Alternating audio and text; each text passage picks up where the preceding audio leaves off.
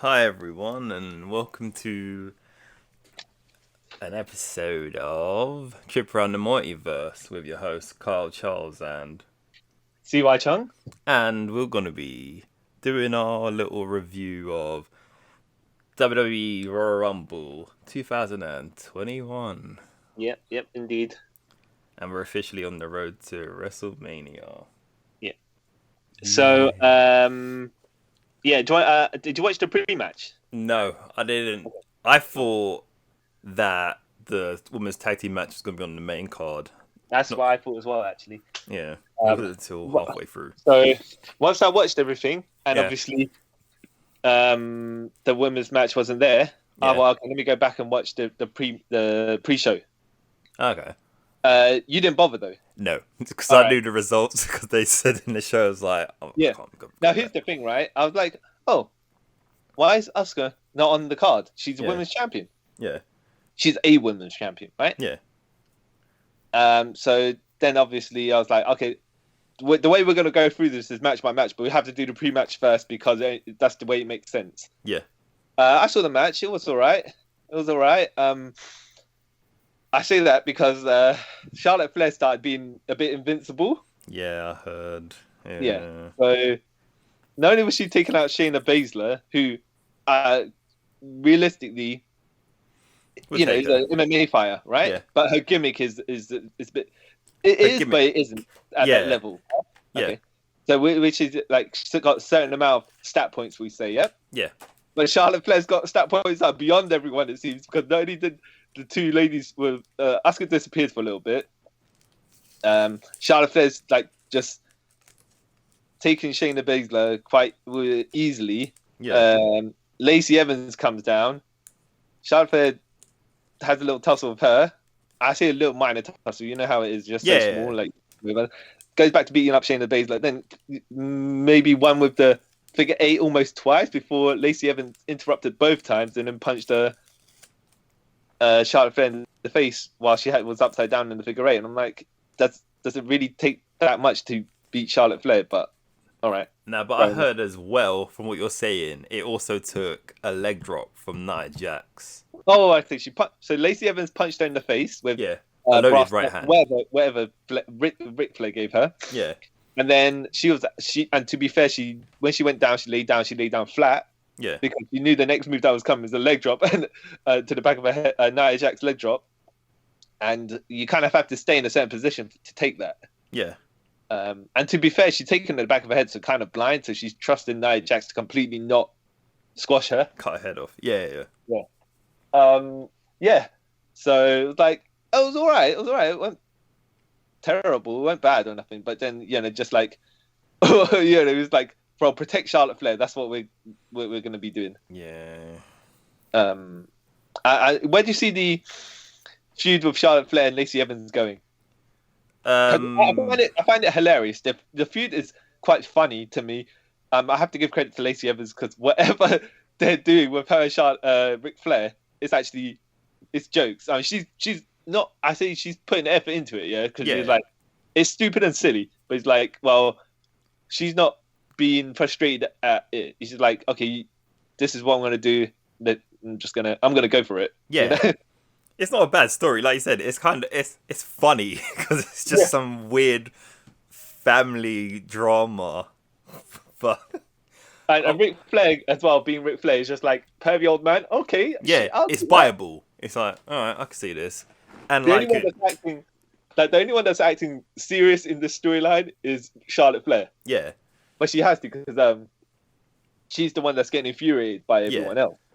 because It wouldn't work as good as if she was, being campy with them as well. yeah, it would just take you out of it. Like, really, this is where they're Yeah, going, and like, strangely enough, this storyline's kind of realistic because it's leveled. Sorry, because you got Rick doing his pervert thing, but then he also is doing this because he still wants to be famous, yeah. rather than hey, it's a hot young chick, woo woo woo. But it's like I'm also Ric Flair, and like my ego needs to be like boost. So hey, Now, it's now kind the of thing with obviously Lacey Evans' her military background, like in the storyline, military background, yeah, and she has a kid and everything. Like, and you're like, yeah, but this is a really weird storyline to put someone like that in. yeah. But he's like, yeah, as I said, she's just going for it. So it's like, okay, fair enough.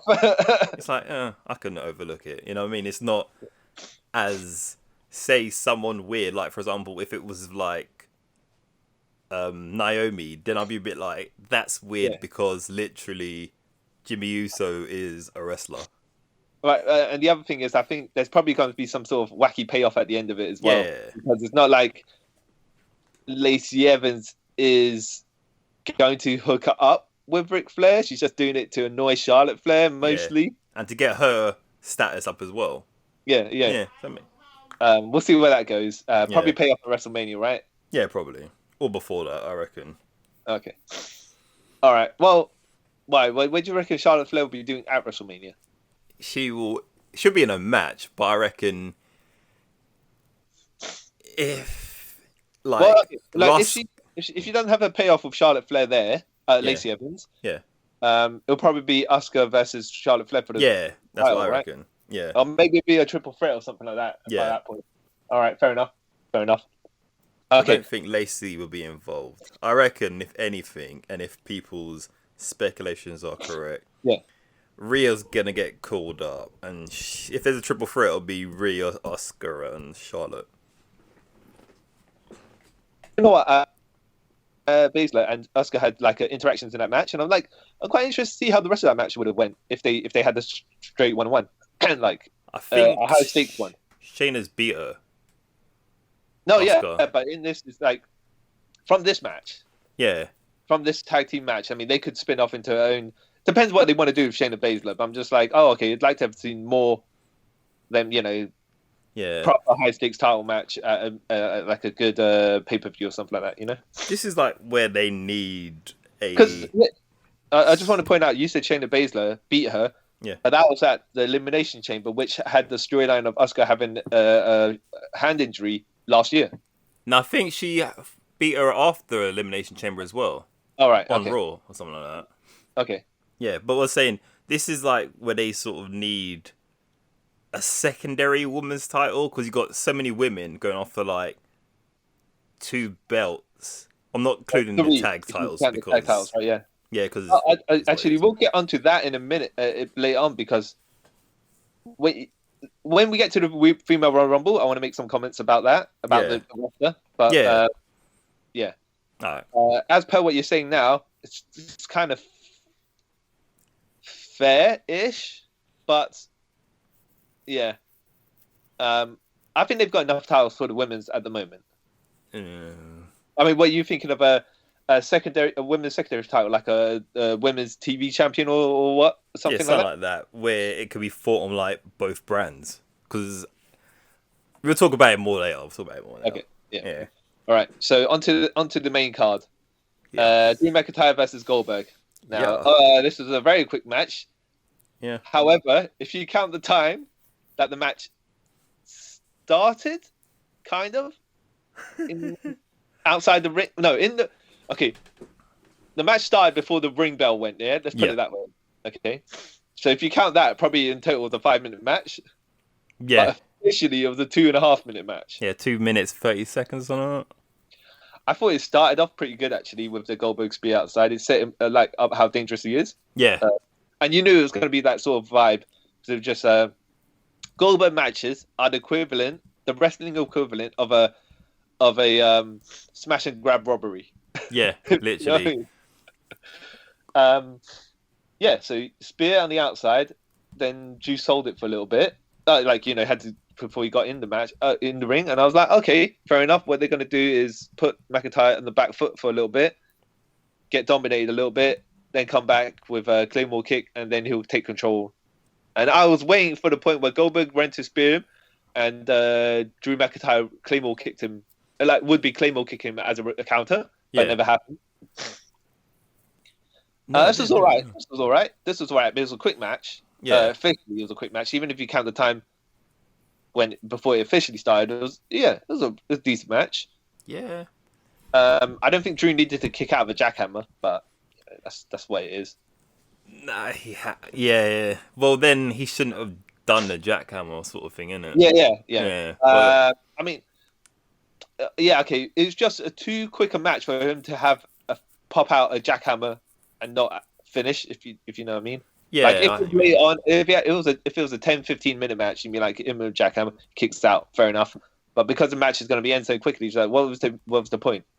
To prove that he could still do it after the Saudi Arabia show. Exactly. That just seemed like that was the point. Yeah, that was the point. To be fair, it did build up Drew McIntyre, and it would have made sense he did the jackhammer early in the match, and then they still had another 8 minutes to go, so he can kick out the first one. Yeah, if they were going to do that. But what did you think? It was good for what it was. Yeah, exactly. If it went any longer, it would have been meh. Goldberg did a lot better than he did, obviously, when he was against Taker, because I mean, that was a longer match, and what that's way too long. But I will say this: Goldberg matches are just finisher spams essentially, and it's like, Drew, you have other moves. Goldberg probably fair enough. He only uses 2 moves, right? Yeah. The spear's a super high power move in his arsenal, anyways. Yeah. And the jackhammer's his finish, so he's But Drew, you could probably bust out some other moves on him rather than the Claymore kick, Yeah, but it's to be fair, I know here's the thing, right? I don't know how well Goldberg can choreograph his matches, because usually they're pretty short and they're pretty straightforward. Yeah. So it have to be not all on Drew McIntyre to put everything together, but the road agent, whoever. Yeah. Just but Goldberg only has 2 moves, so what can he do at this point in his career? So I understand why he's like that. The match was like that. I just thought he was just going to bust out with a couple more. I think he gets paid to do his 2 moves, and that's literally it. Yeah. I just thought maybe take a couple of spears. Drew takes a couple of spears, catches them for one spear, do a couple of other different moves, then takes some more spears before he spams his claymores back. But but it's just weird when they only WWE book Goldberg differently than WCW, but how WCW Goldberg was like invincible, and he was invincible for like 2 years of his career, and then after the losses, he wasn't invincible after that. Yeah, but he was pretty high tier. Yeah, his matches are pretty short, but then again, what can you say? It's just weird to have him beat Brock in 2016, like with a spear and a jackhammer, and then he's losing to people in 2 minutes. But he beat Brock in like a minute. Yeah. That's what I'm saying. It's I mean, look, it's strange because the quick finisher spam matches worked with Brock, and they tried to replicate the formula. Yeah. With Braun Strowman and stuff like that, and they knew how limited Goldberg is because when he was having a match with Undertaker. Yeah. So it's just a matter of how you put the matches together in that way. To be fair, though, Goldberg is old, like 50 something now. So, and he's not regularly in the ring, so his cardio might be a bit, off key, stuff like that. So, Yeah. Plus, I think if he did, not saying he won, but well, if he did won, the backlash would have been. Oh yeah, I wouldn't have had him win, of course. Yeah. No. I wouldn't have him there. The match has to be what it is at this point. I don't know if it's just because on Goldberg's part he can't participate in longer matches, but it just seems they go for the quickest route possible to end these things. Yeah, it should have just not. In general, shouldn't have not done the match, but yeah, it is what it is. Yeah. Okay, so what would you say then? Would you say miss it, watch it, or entertaining, or definitely watch it? Entertaining. I'd say watch it. Just Well, so the thing is, exactly. I'd put it in the entertaining bracket only because it's not harmful. No, it's not in offensive. any way visually. No. It's just quick. So it hasn't got time to be bad. Yeah, you don't have time. Yeah. So it's like. Okay, next match: Sasha Banks, women's champion, versus Carmella with Reginald. I thought there was some entertaining bits with Reginald, and I thought Carmella killed herself when she went to that dive through the second round. I was like, oh, damn! But that stuck with me for the rest of the match. I was not taken out of it, but I was worried for the lady because I was like, oh, that was a horrible. Yeah, it didn't look nice. Lita's neck. Oh, was it? It was Lita, wasn't it? Yeah, it was Lita. Yeah, where she basically folded. Yeah, luckily she didn't fold that way. No, she kind of fell backwards on her back on her front, which was great because I was like, oof. If she cracked over on her neck and went backwards, she would have been horrible. But I was like, oh, I was kind of concerned for her. I wasn't. I was just watching the match and I was thinking, hopelessly he's okay. Yeah, same. I was like, that could have ended so much worse. Yeah, I mean, look, from what I watched, it was pretty decent. Yeah. But I was just like, oh man, she yeah. Because the dive looked nice. It's just the landing. I don't know if here's the thing. Yeah, exactly. I don't know if. Now I'm not blaming Sasha Banks. It's nothing to do. She tried to catch Carmella, but I think the way that it went down was a bit. Carmella's maybe her legs were still at an angle. I think Sasha tried to save it, like pull her down. Yeah. So she didn't like crack her neck or anything like that. Yeah. But you can only that split second you won't know as you're coming out. Have you done the dives? You've done a suicide dive before? No, I haven't done a suicide dive before. Yeah, I've done one through the second rope, and you have to be pretty accurate. The person catch you, it's like save you kind of from hitting the ground. But I think the angle she came out was a bit not straight. She didn't come out like. Yeah, that's what I was thinking. I think she came out slightly downwards. Yeah. And I think Sasha Banks was like, "Oh no, I've got to try and, make sure she doesn't." Yeah. From breaking her neck. Yeah, exactly. I think it was an all right match though. Probably, would you say missable? No, I enjoyed that match. So I personally would watch it. Yeah. I see. Here's the thing. The bit, like I said, the bits at the beginning with Reginald was quite fun and everything. Yeah. But then I was like, when she, I was like, oh no, and I just kind of was out of the match, but just kind of like, ooh. More worried about her. Yeah.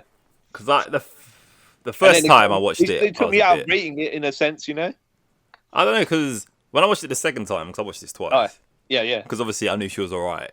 Yeah. I didn't think of that ever again, and it was good because there's lots of good back and forth, and there's the points where you feel, okay, Carmella could win. All right, fair enough. I might watch it a second time just to have a look at that. Oh, because like I said, after you knew she's fine, yeah, you can probably sit down and kind of rate it. Yeah. All right, it's fair enough. Fair enough. I did like though Reginald's antics. Like they had him there for a reason. It was kind of not to. It was to cause a little bit of fun mayhem, if you know. Yeah, what I mean.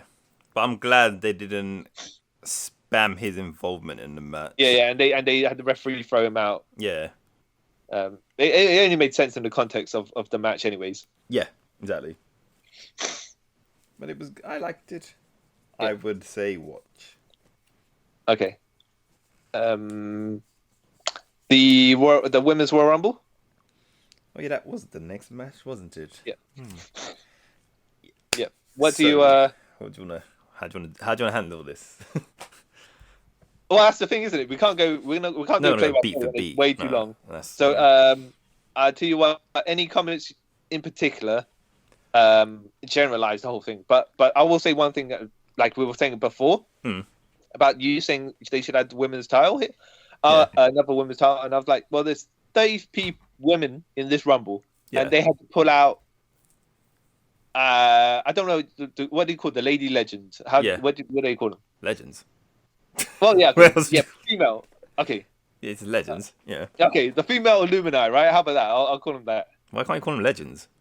Yeah, I could, but then they're just it's just that usually they use your legends to speak about the men. No, they do it as in even when like Trish is on the show, they call her legend. They don't say. Yeah, fair enough. That's fair enough. I just didn't want to get confused about when you say WWE legends that come in there. It was like, why are men walking in the women's Rumble? That's what it was my distinction about. Oh, fair enough. Okay. But yeah. Okay, in either case, yeah, they had to pull out like some of the old female wrestlers from previous generations to fill up the 30-woman Rumble, and I'm like, yeah, I don't know. And this happens in the men's as well. What is the point in having... I know you have little fun cameos, but the problem is they're not there to do anything.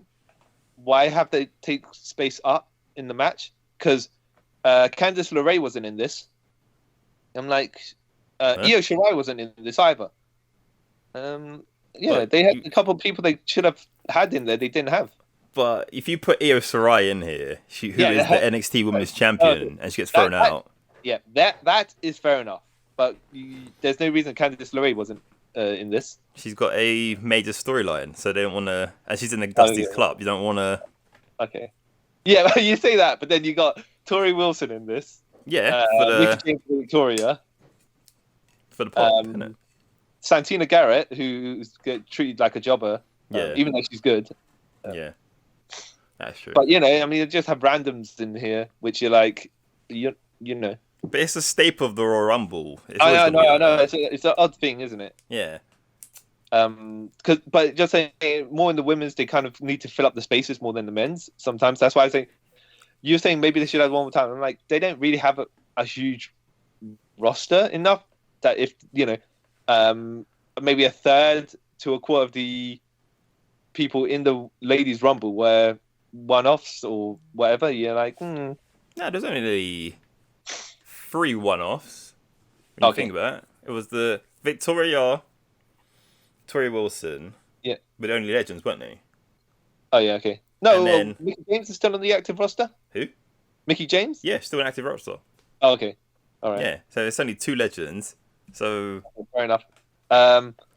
Okay, well, fair enough. But I will tell you also, Santina Garrett was not being used to have full potential, and they still have it in it. As in, I want to say she's a jobber, but she's so low tier. You're like, probably win the Rumble, but you got to fill space. But then again, they do it to men, so I can't really cuss that. Yeah, it's the rest of the thing. No matter what company it is, if there's a Rumble or something like this, they're gonna throw in the people who are not gonna be ever used again. So yeah.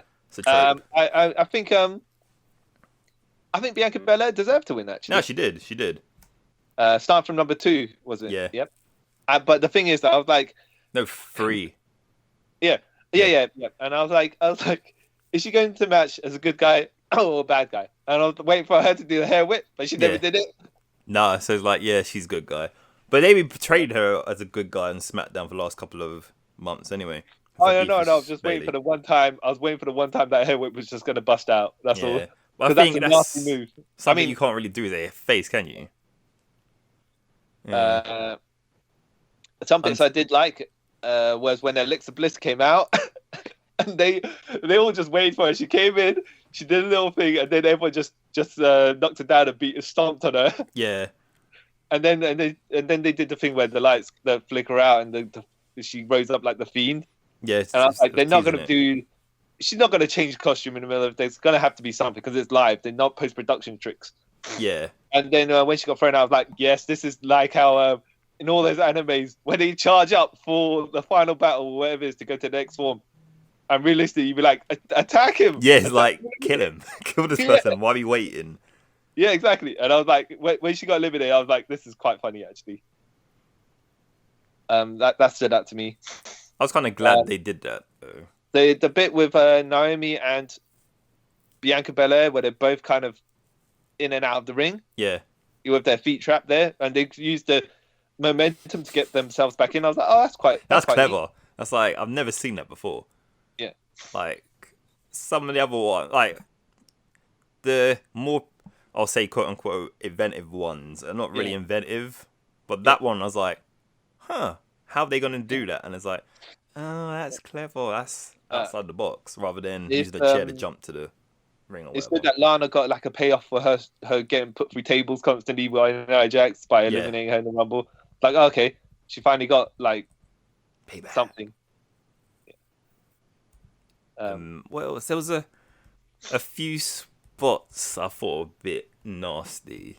Like when you say nasty, you mean like execute sloppily? No, or just horrible bumping. Just look horrible bumping. I think it was Dana Brooke when she got choke slammed on the apron. Oh yeah. Yeah, that looked. Oh. Yeah, I was like, don't take it on the apron. And yeah. I was like, she doesn't know.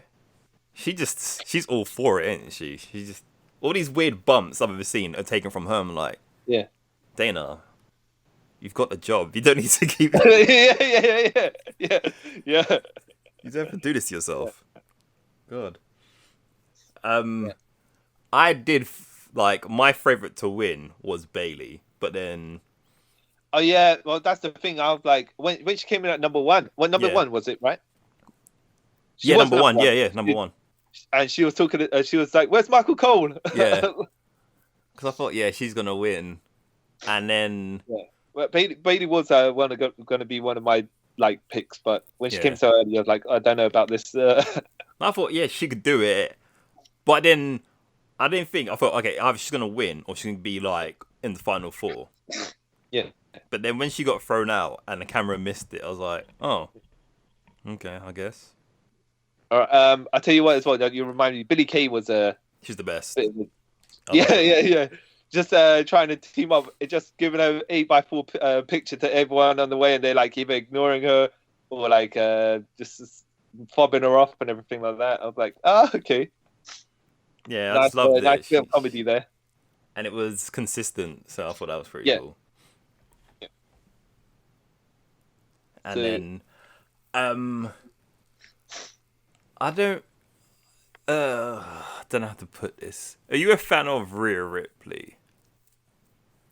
How do you mean? As in the fan of a character, or the person? Character. Behind the character. Character. Yeah. She's pretty decent. The portrayal of the character is different enough from all the bimbo blondes, if you know what I mean, that they usually have. Yeah, she's a rocker style grunge character. I like a brute style one, if you know what I mean. But I was saying about I don't know. I just get how did she's been pushed and stuff. Yeah. I kind of get she's gonna be the female Roman Reigns. But isn't that Charlotte already? We can't have two female. No, because how can I put it? When she first came up, it was kind of we're just gonna push her and not let anyone notice we're pushing her that hard. Yeah, it's obvious.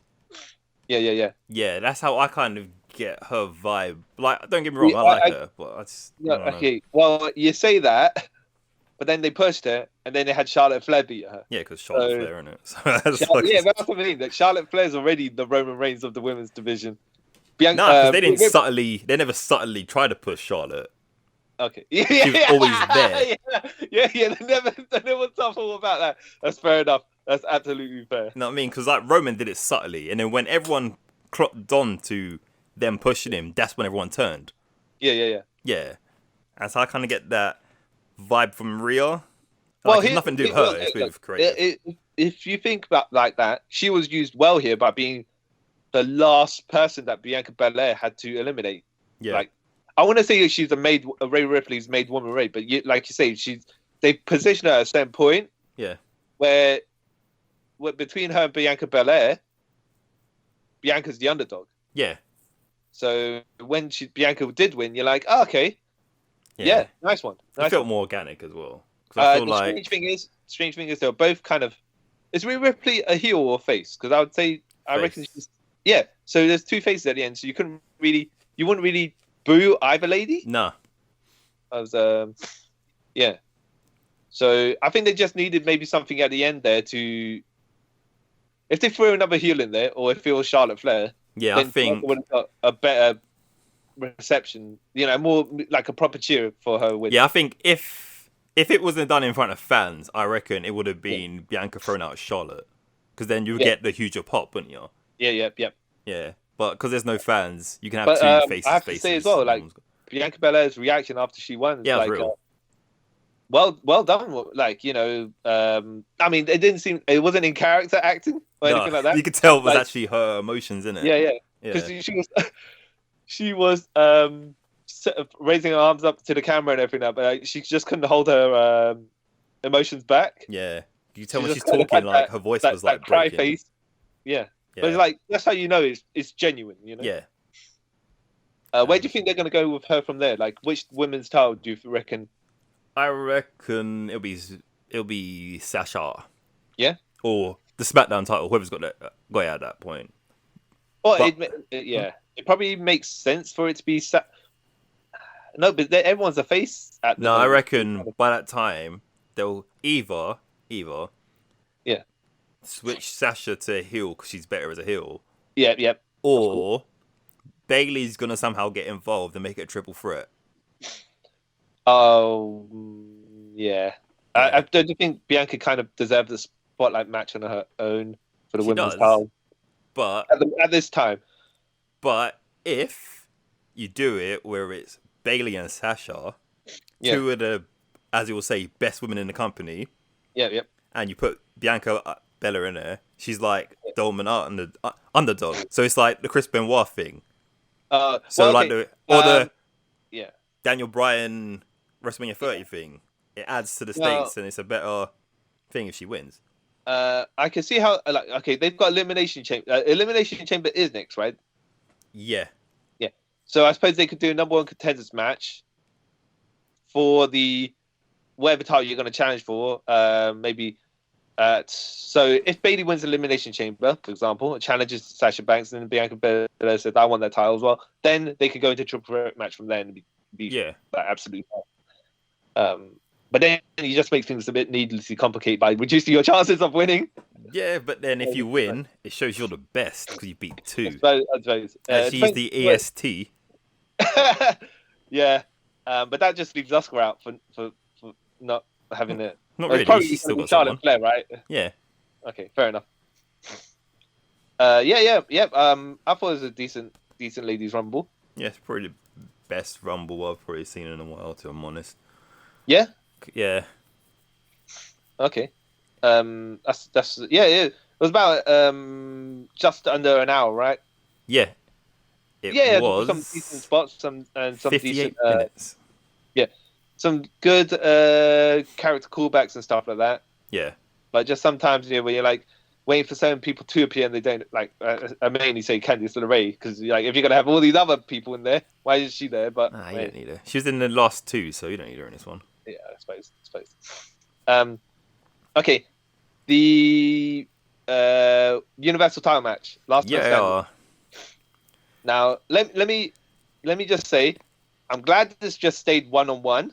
Yeah. Because all the other times, Kevin Owens versus Roman Reigns, Jey Uso's constantly interfering. Yeah. And like, Roman Reigns, you kicked out 6 F5s back in the day when you're fighting Brock Lesnar. Yeah.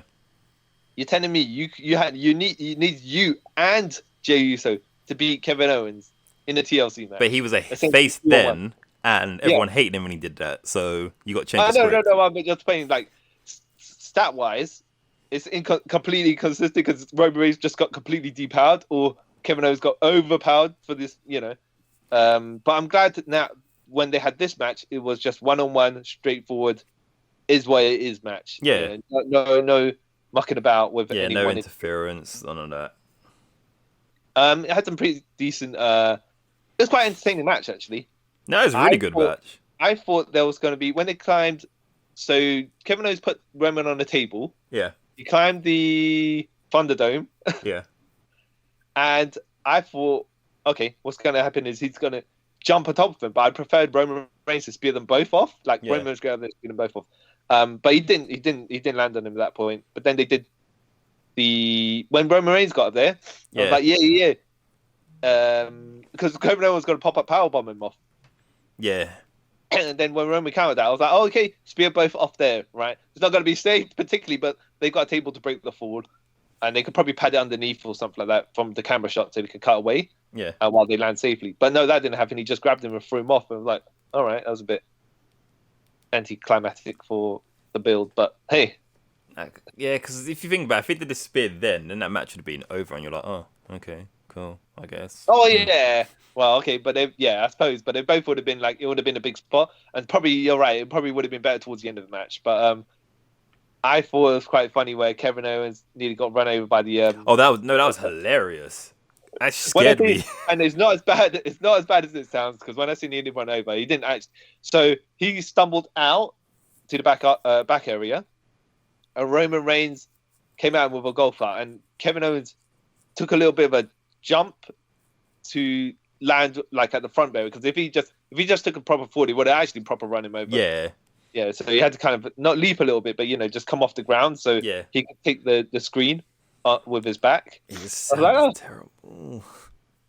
Yeah, it sounded it legit. I was sitting there watching it and just scared me because you saw it come out of nowhere as well. You weren't prepared for it. Roman Reigns disappeared, and then the camera was just focusing on Kevin Owens stumbling through from the front area to the back. You're like, well, Roman Reigns has gone for a bit of time, and then all of a sudden, boom, yeah. Because when he did the same sort of spot on AEW, you saw it coming, obviously, because you saw Sammy Guevara running and the cars chasing him, whatever. Yeah. But this one, AEW did it like a horror film, right? Yeah. You know what I mean? It was just. There's a man getting chased down and getting run over. This was like a shock horror. Yeah, like, oh, whoa. And he brought you back into the match, like, oh, wow, this is now, also, I noticed, but they didn't do it. For some reason, the camera shot, like, after they were having a little brawl in that area. Yeah. Where all the, I think I want to say this the locker room, but everyone had their coats there and stuff like that. The prop department. Yeah. And the camera showed the Money in the Bank briefcase, and I was like, "Oh, is that foreshadowing?" And it wasn't. I didn't even think of that. I was like, the Miz does. My thing was, so the Miz doesn't carry it around him everywhere he goes. Yeah.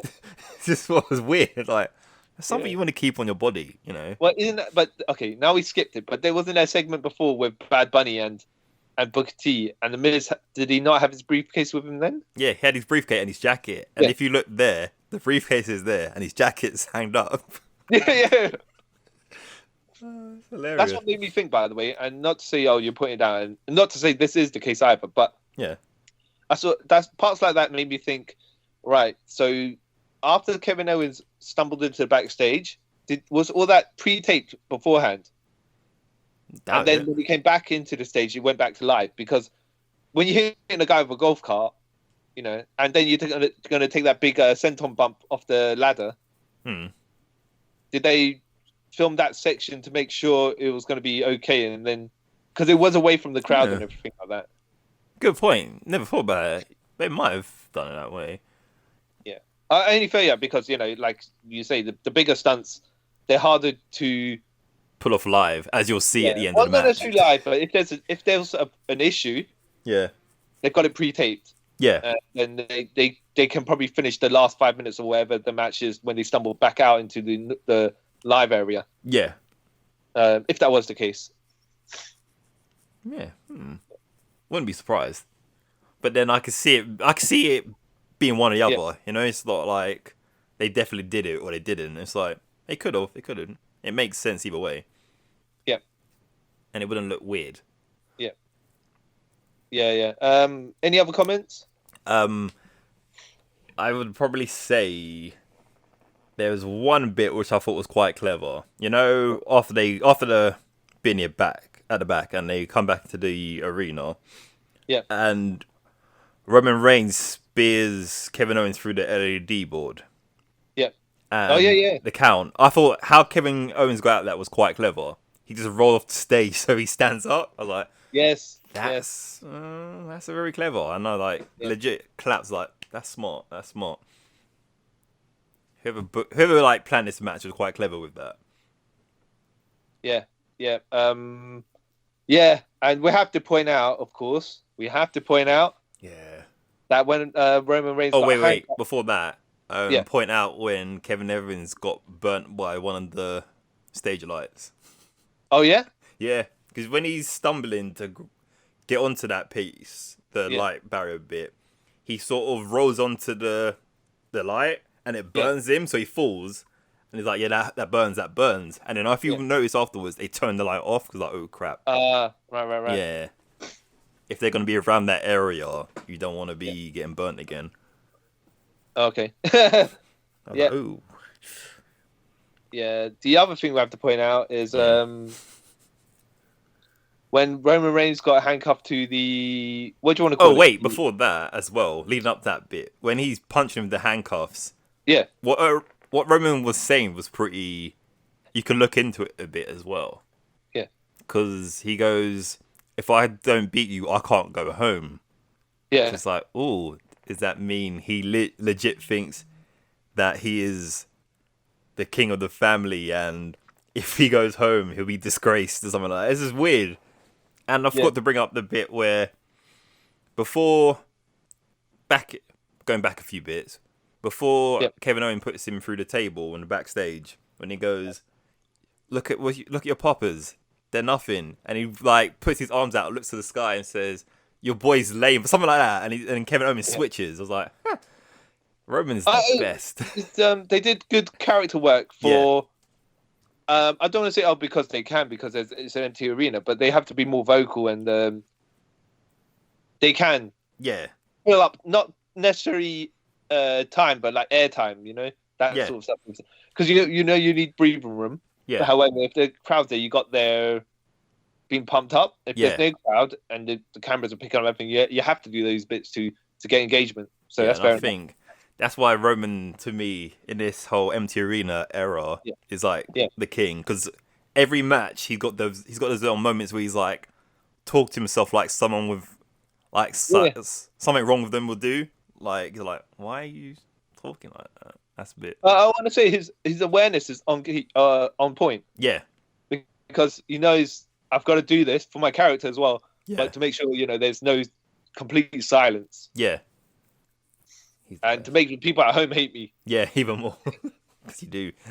Yeah. But now we get on to the... Yeah, but the bit about the handcuffs. Yeah. Where... Okay, so Kevin Owens handcuffed him, and they were going to a lower tier pillar, a metal thingamajig. And you're like, okay.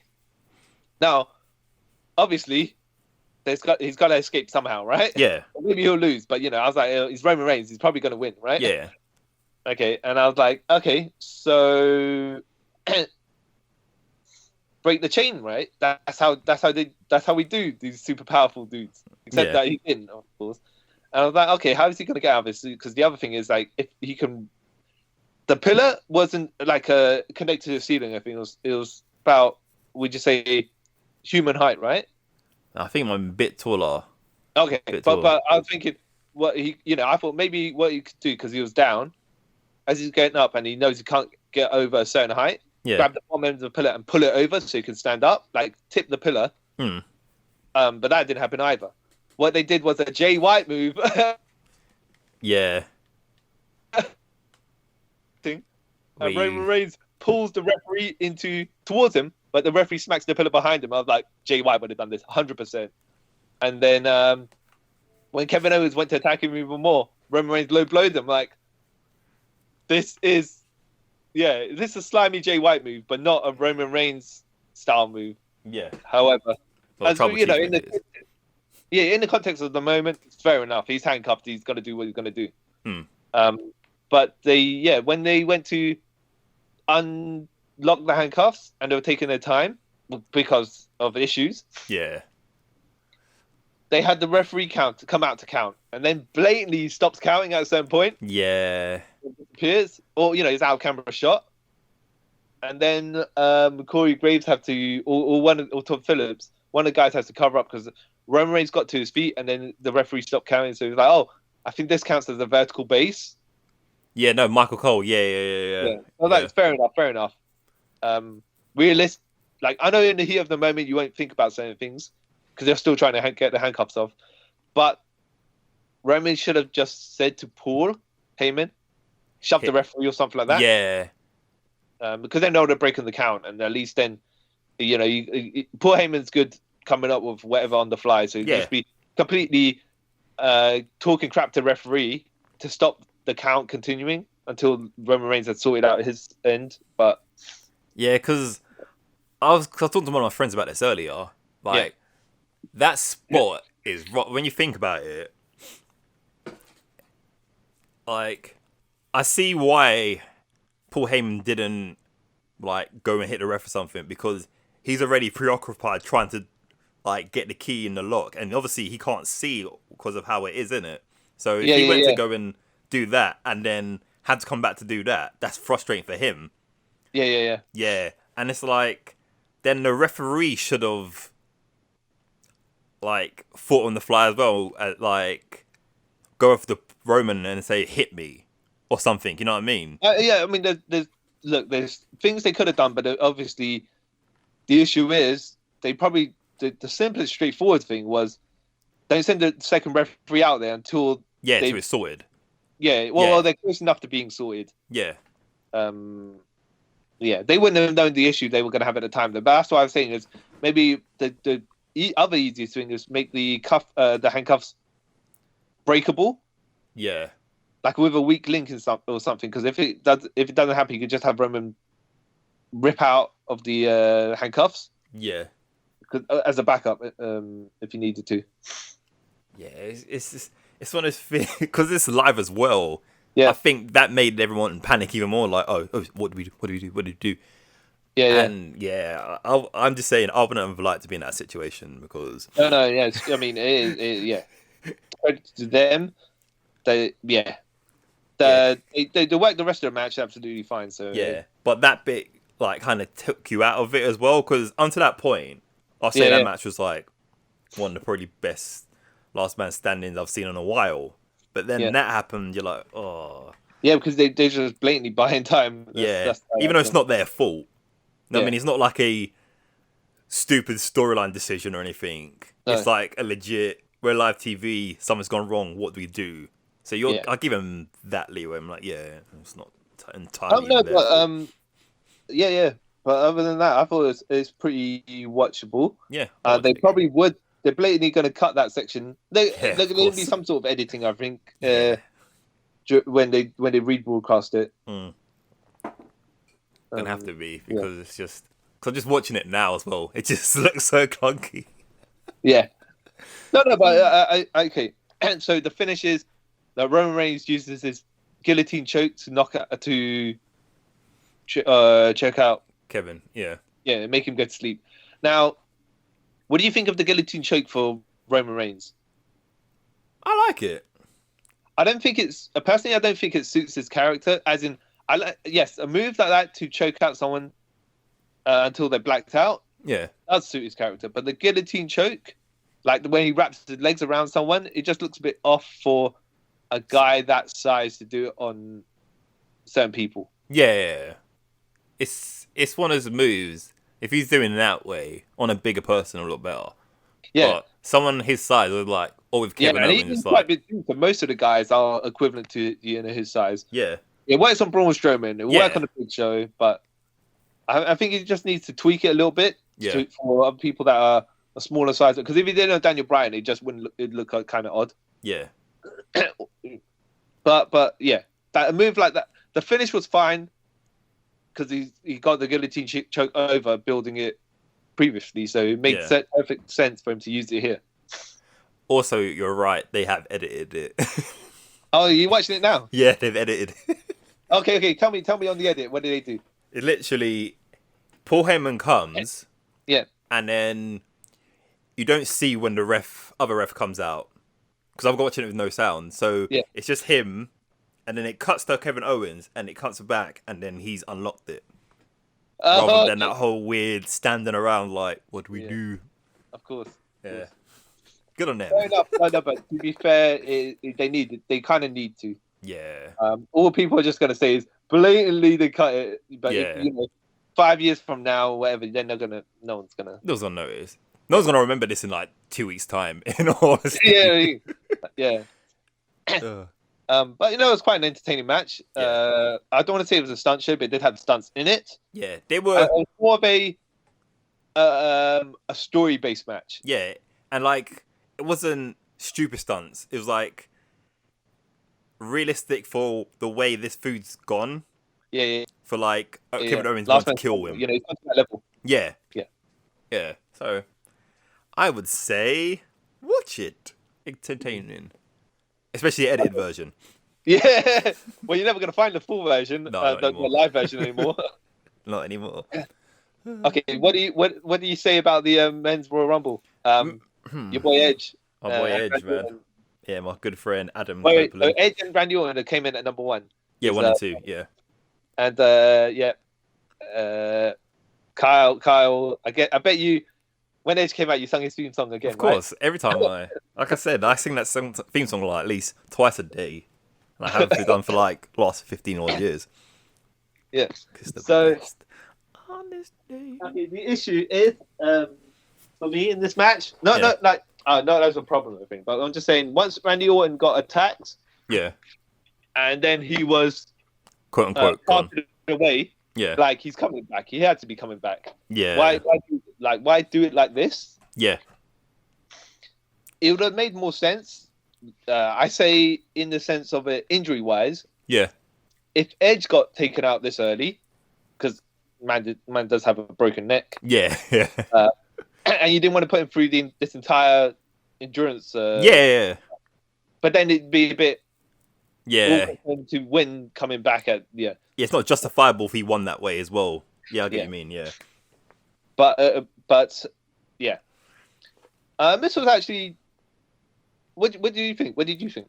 I liked it. There was a bit like you said, the Randy Orton stuff. I bought it for a bit, and then when they kept on like showing him, I was like, nah, this is obviously leading to something. They kept on cutting to Randy Orton as the referees or whoever EMTs are walking him up the ramp.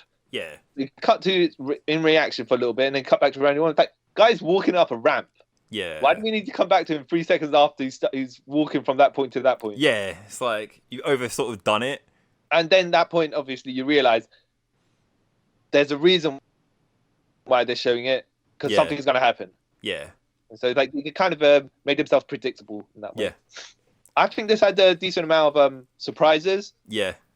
Some fun and unpredictability. Yeah. Because no one was getting a super push at this point. No. You didn't think, okay, this person's going to win to challenge this person.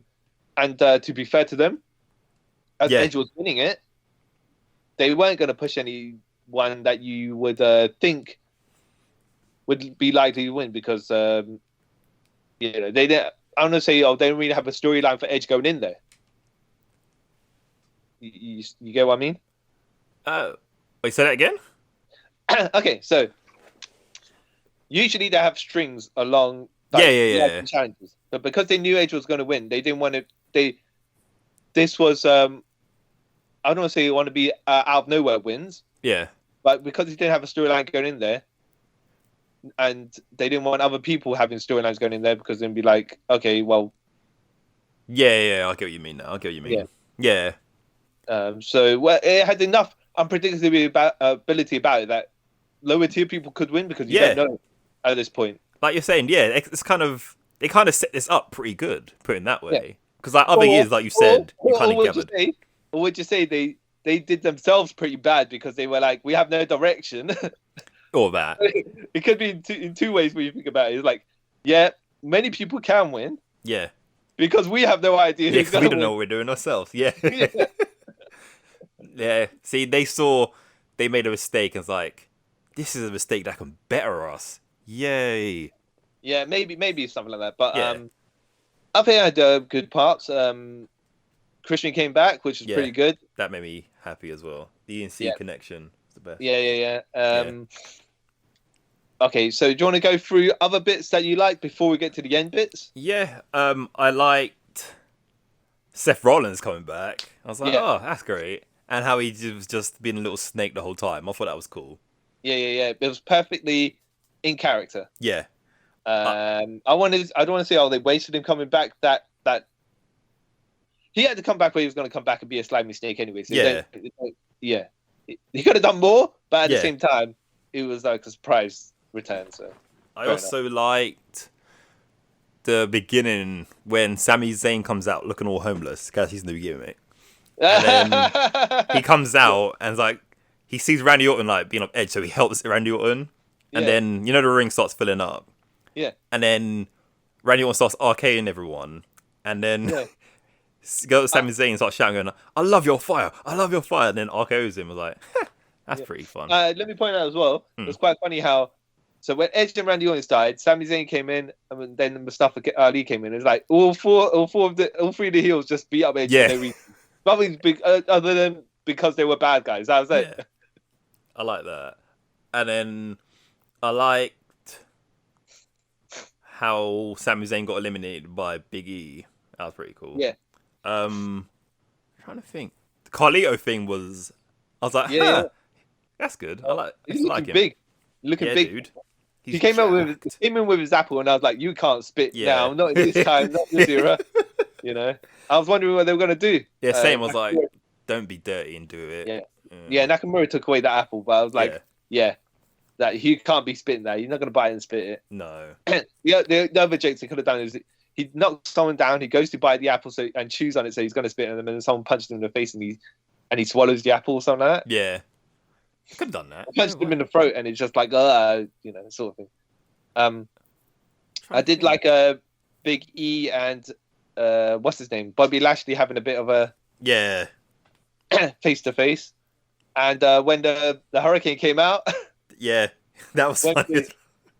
Went for the double choke slam on both these big black chonker guys. Yeah. The Hurricane, that's pure comedy because that ain't gonna happen. But when they lift him up though. Yeah. And they were going to throw him head first. I was like, no. I was like, dude, he's old now. You can't be doing that. He knew how to take it though, because he hooked his arm around the top rope before he went down, before he got thrown, so he could brace it with his other arm and tilt his body. Yeah. I mean, the safer way was if they threw him leg first, but the position they had him, they can't really. Yeah. If they spun around with him up there, it'd look a bit silly. Yeah. I was like, when I was watching him as he was coming out, I was like, oh man. Yeah, good. He didn't get dumped on top of his head. And there was another spot I enjoyed. With the Kane and Daniel Bryan spot? Oh, that was one of them, yeah. I was like, oh, hearts. Oh, where was it? It was... when Ricochet got chokeslammed, that looked kind of like... Ugh. Oh, Why would you do that? Yeah. Why do yourself this, Ricky? Why? I'm trying to think. There's other cool. I liked Omos. I was gonna say Osmo. Omos helped AJ Styles a good couple of times. Yeah, and then Braun. I liked how he eliminated AJ. That was quite funny. Yeah, so it was quite funny how certain sections like AJ's getting knocked off and Osmos was just helping him, pushing him back in and like, catching him and stuff like that. Like, okay, makes sense. Yeah, but you say Braun grabbed AJ, went to throw him in one direction. Osmos went ready to catch, and then Braun pivoted at 90 degrees and threw him out the other way. I was like, that's funny. What I thought was a bit, why'd you do that? Like, how Lashley got eliminated quite quick. Yeah. Like, he's like one of the legit dudes in, like, wrestling. Because, Yeah. I was saying to my friend, they should be doing more with him right now. Like you say, legit dude because of the MMA and stuff like that. Yeah, and he's like undefeated in MMA as well. If I'm correct. Yeah. Oh no! Did he get? I thought he got defeated. I thought he's got one loss or something like that. Oh, still right. That's one loss, but you know what I mean. So like he is legit. Yeah. I don't understand why they have never like. And plus, he's got Hurt Business now. Why haven't given him like a proper title run? But whatever. I guess it is what it is. Yeah. I just checked, by the way, he's got 2 losses. One's a unanimous decision, and the other was a doctor, stoppage. Okay. Oh, but still, with that MMA record, why couldn't you not give him the Brock Lesnar push at that angle? But he could be like, sort of, kind of that level. Yeah, because like he could be proxy Brock Lesnar. Yeah, exactly. And it's a shame they never had a match with Brock Lesnar. No, yeah, exactly. That's weird. And they're both the same age, which is quite hilarious as well. But yeah. So the match goes on. Right? Yeah.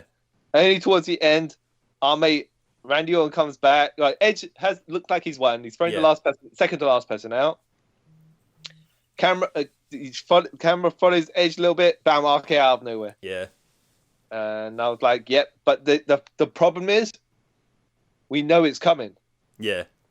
Because they focused on him so much beforehand. Yeah. And they never said he's officially eliminated and stuff like that.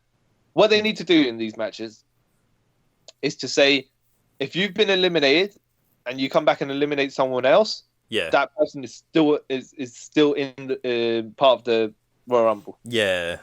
If you're not officially in the Rumble and you eliminate someone, I believe Osmos did. Yeah. Big E, yeah. Then that doesn't count either. Yeah. And then also, if you are away from the match for an extended amount of time, also you count as an elimination. Like, it should only work if, say, you just hang out the inside, outside the ring. Fair enough. Okay, whatever as a tactic. But if you, like you said, leave the arena, we say you shouldn't be allowed to come back. Well, that's what I'm saying. Once you've part of the match, because it's different if you do kind of need this one for sneaky heels. But if you haven't entered the ring, and you're hanging outside, that's fine, right? Yeah. Because you haven't officially entered into the match. No. Technically speaking, right? Yeah. So you can have them heel shenanigans where they hide underneath the ring and stuff, right? Yeah. But once you've become part of the match, they should enforce these rules. That's why it's a bit tricky here, because they look at it like a piece of entertainment, but not an actual sport. Yeah. And the issue is, to make people take you more seriously, you need to enforce the rules as though it is a sport. Yeah. So can't be willy-nilly with what is a rule and what's not a rule whenever you want. Exactly. You've got to set in stone. They do that. They play that with the tiles as well. You know, if you don't turn your tiles in a certain amount of days, but that's only relevant when we need it to be relevant. Yeah. That's all. Yeah. If you got to get out of that, it makes no sense. Yeah. Someone was saying though, to make these things a bit more storyline relevant. Yeah. If a champion, like a US champion or an Intercontinental champion or a tag team champion, or whatever, right? Yeah. If they enter in the Rumble, the person that eliminates them should get a title shot. Yeah, that would make sense. Yeah, because then you're like, there's reasons for people to go to eliminate certain people. Yeah. Storyline wise as well, you can write it, but you can have the reasons why people would save other people as well. Because like, I don't want him to get eliminated. I want the title shot, so I'm going to save him and then throw him out myself or something like that. Yeah, that makes sense. I don't know why I didn't. And the issue, of course, is if your winner throws out the US champion at the end, we should still take the US title shot, because then all he's going to do is just make the US title look a bit worse for wear. I mean, you don't have to win it. No. But, just your world champion even going for a US title shot just makes it a bit more prestigious, you know? Yeah. Well. And they could always have the shenanigans of how they actually protect the champion from the challenger if they don't want the title to change hands. Yeah. The other thing is, of course, as well, now that Christian's back, do you think his number one title shot, number one contender's Intercontinental title shot from 7 years ago? 7 years ago. I saw that on Twitter today. He was also champion at that point. Yeah. It's still valid because he never cashed it in on the champion. Well, Big E's been saying, he's up for it. So yeah, it'll be fun if they, just for the jokes, they revisit it. Yeah, it'd be hilarious. Because I totally forgot about that until I saw it on Twitter and you said it. I was like, oh yeah, I forgot. That's when he was retired. Christian never got his one more match. Yeah. Oh yeah, that's his whole gimmick back then, wasn't it? One more match. Oh, overall, so how happy were you when your boy Edge won? I was super happy. I was legit, because, like I said, when he retired, that's one of the few moments in wrestling I've actually, in real life, I've cried. I was like, oh man, he was on top and blah, blah, blah. So when he won, I legit, copied basically what he was doing, and the whole hands up, getting emotional, and went to bed very happy. Let me put it to you another way, because not that I didn't want Edge to, not that I didn't want him to win, right? Yeah. But the issue for me was, you've got stars that are going to be part of your company for X amount of years. Yeah. This guy, not to blame, say he's a part-timer, but he's already a made man. He doesn't need to, and he's already won a Rumble before. Yeah. And he's not really got any storylines going on with anyone else that's the champion. Yeah, you know, well, you got and he's 3 not months. regular on the shows, so he's an odd choice. In that sense, I think because I look at this as well. Yeah. Right. Half of this is like personal feelings. Half of this is as well like backstage, or I think as well. Yeah. Because they're paying him. Was it like I think it's 5 million a year, whatever it is. Something. Yeah. It's something ridiculous. So it's like, you know what, we will get our money out of this. So makes sense. And then like when you think about it, like you said earlier, no stories were really going into this, was it? Yeah, it's true. So the dude who had to retire 10 years ago, coming back from like literally a life-ending, a career-ending injury, actually coming back, win the Rumble, is something everyone can relate to. Fair enough. Which title do you? Looks like he's going for Drew McIntyre's title. Do you think that's the one he's actually going to go for when they get to WrestleMania? I don't know. I think it might be that title, but I don't know if Drew will have the title at that point. Oh, do you reckon Randy Orton might beat Drew and then? I think some shenanigans going to go on there. Yeah, because they're two good guys. Yeah, two really good guys. Yeah, because you can't turn Drew. They're building up Drew to be like the next face of the company ish. Yeah. And Edge, like you say, the comeback story. How can you boo a guy like that? Yeah, you can't turn him heel because that make no sense. Yeah. Yeah, so that's why I reckon Drew might not be champion. And I don't see a story where they can put him against Roman. Yeah. Because like I think WrestleMania is going to be Roman versus Daniel Bryan. Yeah. And Roman's going to win anyway to give him more of the heat. Yeah. So I can't see Edge facing Roman because if he does, I reckon Roman would win because Edge can't beat Roman because his storyline's still in the baby stages. Now, let's shift on to Roman for a second. Yeah. Now, okay, so I believe the plan at some point is for Roman to have a match with The Rock. Yeah. Do you reckon that Roman will hold that title for over a year till the next WrestleMania? So by that time, they can get The Rock if COVID's clear and all that stuff. Nah, I reckon at some point this year he's going to lose that title and obviously he's going to get it back. Oh, right, okay. Yeah, so I reckon if say they build for Rock Roman next WrestleMania. Yeah. Between, say, SummerSlam and Royal Rumble next year. Yeah. Roman might lose that title but get it back. And then he'll hold it until he fights The Rock if it's at next year's WrestleMania. Because if it's not at next year's WrestleMania, I doubt they're going to... Well, okay, here's the thing, right? Yeah. If he was, I want to say, the overpowered original version of Roman Reigns, I can actually see him holding that title until next year's WrestleMania. Nah. Why? No, but, okay. Why not? Because Brock held it for an extended amount of time. Yeah, but Brock was Brock. Okay. Yeah. And like, if Roman was he still overpowered pre-tribal chief guy, that wouldn't fly for that long. People would just do what they're doing before. Boo, we all hate Roman. No, but he'd be a heel at this point anyways. No, I'm saying, like, if they wouldn't, I don't know. No, I'm just saying, I could accept it if super powerful, ultra-statted Roman Reigns was just defeating people not left and right, you know, not making everyone look like fools on the way, but just like, look, man, he's a tough guy to beat, and then he could be able to hold that title for that long. Yeah, but I think if he was that version and the tribal chief, the tribal chief character wouldn't work. Yeah, it's true. Yeah. No, but then the tribal chief character doesn't need to be cheating to win all the time. No, but he does because it helps his character because he's paranoid, so he needs to win no matter what. Yeah. Right, yeah. Okay. So that's how I there's probably a middle ground they could have actually worked in between. But like we said before, when he does need to do it by himself, he can. Yeah. But it's different if he can do it, he does do it, and and then he just cheats because he wants to. Because the Roman Reigns character don't really cheat because he wants to. No.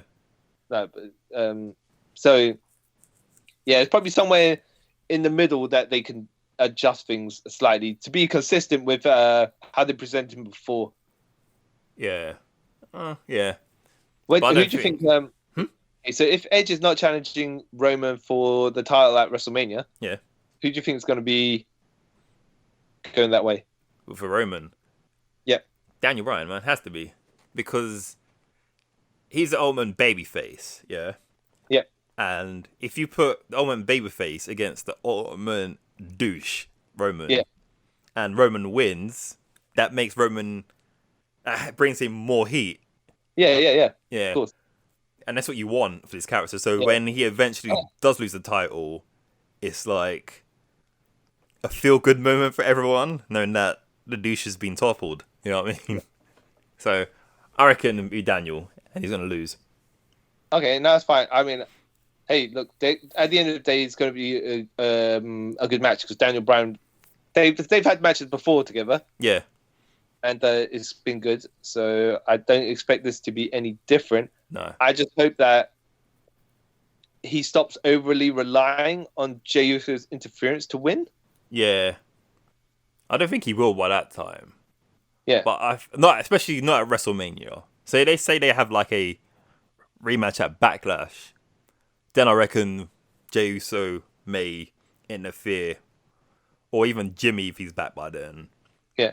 And then you have the proper tribal cancel stuff, which would be pretty looking forward to. Because obviously we all know at some point Jay's gonna snap and become a good guy again.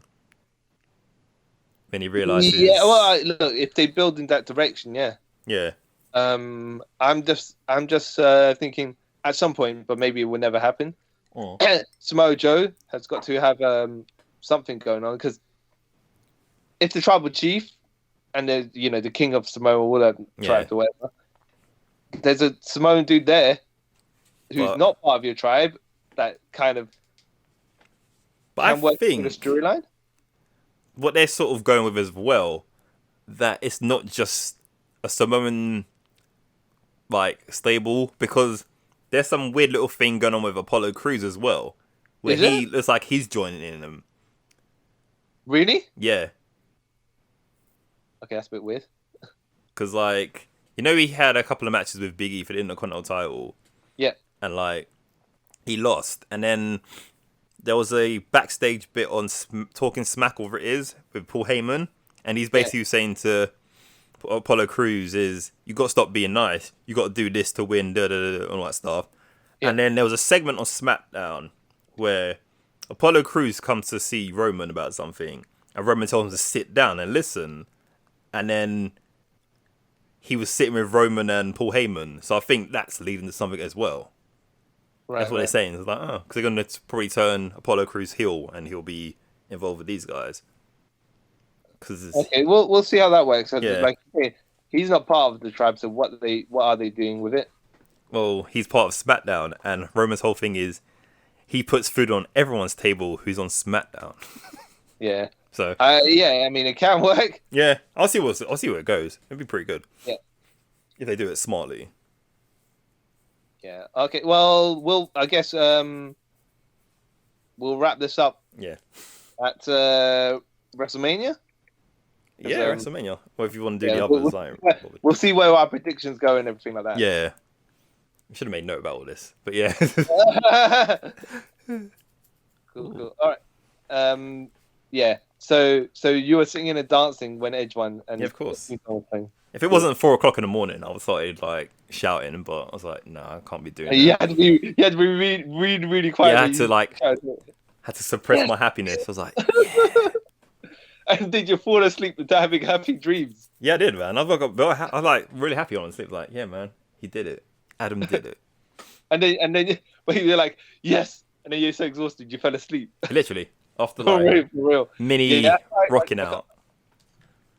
I can't watch this. I can't watch these live because they're just way too late in the day at that point. Yeah, no. Anytime I watch it, if I got the day off afterwards, or I book the day off, then I'll watch it. Yeah. Just so I can watch the unedited versions where botches are there. Well, yeah. Well, to be fair, I watched it on Monday, and they hadn't corrected that at that point. They didn't have enough time. Yeah, exactly. Well, cool. All right. So your overall event, what do you think? It was good. It wasn't too long. Yeah. It had enjoyable matches. Well, it was 4 hours. It was 4 hours, but it didn't seem like 4 hours. Yeah. Didn't seem like it was going on forever. Yep. So yeah, I enjoy it. I enjoyed the overall event.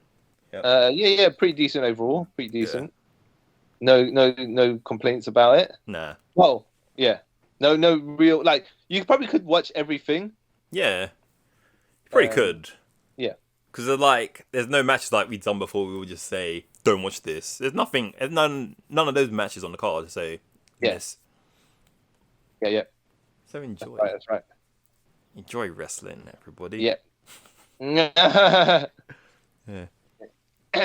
Right, yo. All right. So that's, I guess, us for this episode of Trip Around the Multiverse. Yes, indeedy, Stevie. And do you want to? Okay, I'm CY Chung. You are Kyle Charles. And you want to sing Edge's theme song for them on the way out? Yeah, okay. All right. Dun dun dun dun dun dun dun dun dun dun dun dun dun dun dun dun dun. On this day, I see clearly everything has come to light, and a chance to chase a dream, and I'll leave it all behind. I'll stop there. But yeah. Cool. You was waiting for the bit to actually start with "You Think You Know Me," but you skipped that. Oh, yeah, I forgot that. Yeah, you think you know me, you know me. It's all right now. I don't want to make you sing it again. Oh, Lord. But yeah, so thanks everyone, and hopefully my music didn't hurt your ears. Bye. Bye. On this day.